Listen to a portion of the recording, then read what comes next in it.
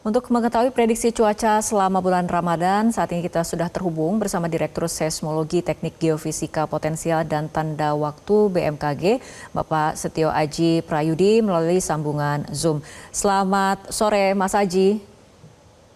Selamat sore Mbak Fitri. Baik, Mas Aji, untuk selama bulan Ramadan ini prediksi cuaca akan seperti apa di Indonesia? Baik Mbak Fitri, jadi memang berdasarkan analisis BMKG, prediksi cuaca khususnya di bulan Ramadan nanti secara umum memang masih masuk ke bulan peralihan ya, musim peralihan di mana trennya di bulan peralihan ini terjadi penurunan curah hujan.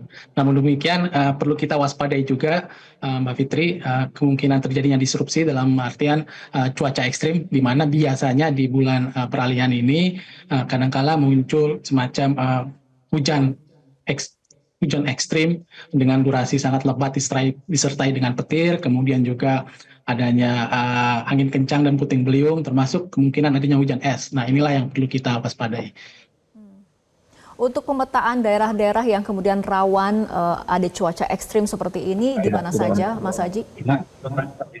Ya, jadi kalau terasa ya pakai headset nih bang, headsetnya ada jatuh kondisi lokal ya Mbak Fitri. Memang kalau secara kita lihat untuk wilayah potensi pertumbuhan awan hujan kategori tinggi di wilayah Indonesia sendiri saat ini memang termasuk kategori tinggi, artinya sudah di atas 70%.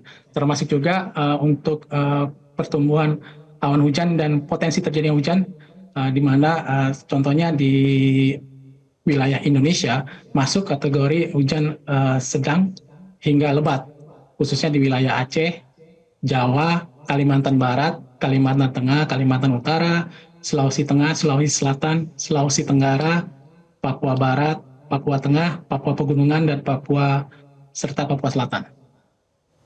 Oke, dan kemudian data-data seperti ini sudah kemudian di-sharing ataupun dikomunikasikan dengan pemerintah daerah, terutama untuk mengambil langkah mitigasi seperti itu? Betul. Jadi kita selalu menyampaikan ketika ada potensi cuaca ekstrim, kita sampaikan kepada stakeholder, khususnya pemerintah daerah di wilayah yang mungkin terdampak akibat dari disrupsi ini, Mbak Fitri. Oke, imbauan kepada masyarakat seperti apa, terutama kan ini masyarakat akan menghadapi bulan Ramadan?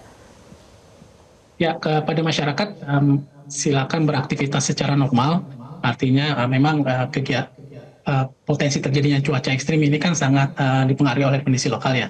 Namun demikian, masyarakat perlu mengantisipasi dampak akibat dari cuaca ekstrim ini. Bisa jadi untuk merapikan dahan-dahan pohon yang kemungkinan akan tumbang atau baliho, membersihkan selokan untuk menghindari terjadinya gerangan, atau ketika kita lebih banyak beraktivitas di luar ruangan, jangan lupa membawa payung dan minum secukupnya supaya tidak dehidrasi. Mungkin itu untuk precaution-nya, Mbak Fitri.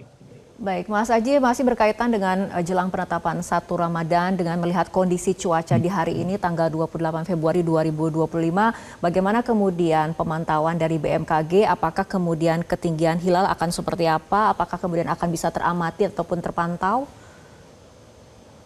Ya, kalau berdasarkan hasil perhitungan BMKG memang di hari Sabtu besok itu konjungsi sudah tercapai di jam 17.5748. Artinya kalau kita melihat ketinggian hilal saat ini, memang pada hari ini kan tanggal 29 ya, artinya ketinggian hilal masih belum memenuhi kriteria MABIMS, yaitu kesepakatan bersama antara Menteri Agama di 4 negara ASEAN, yaitu Indonesia, Malaysia, Brunei, dan Singapura.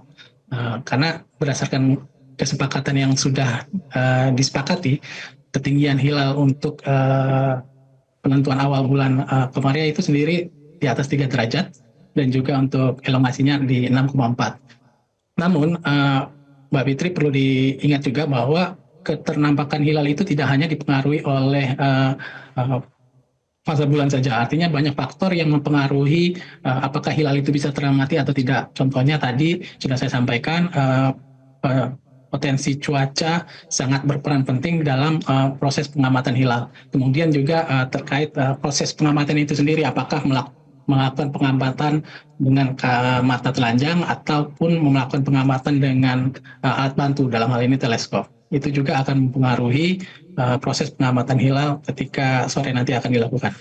Dan akan tetapi BMKG kita bekerja sama dengan Kementerian Agama dan stakeholder terkait, kita memberikan informasi cuaca untuk 125 lokasi pengamatan hilal di seluruh Indonesia, dan kita sudah proaktif menyampaikan kepada pemerintah daerah juga yang ikut terlibat aktif di kegiatan pengamatan hilal ini. Oke, artinya data-data apa kemudian nanti yang akan diserahkan kepada pemerintah ataupun Kementerian Agama ketika kemudian dalam pelaksanaan Rukyatul Hilal ataupun dalam sidang isbat pada sore hari nanti?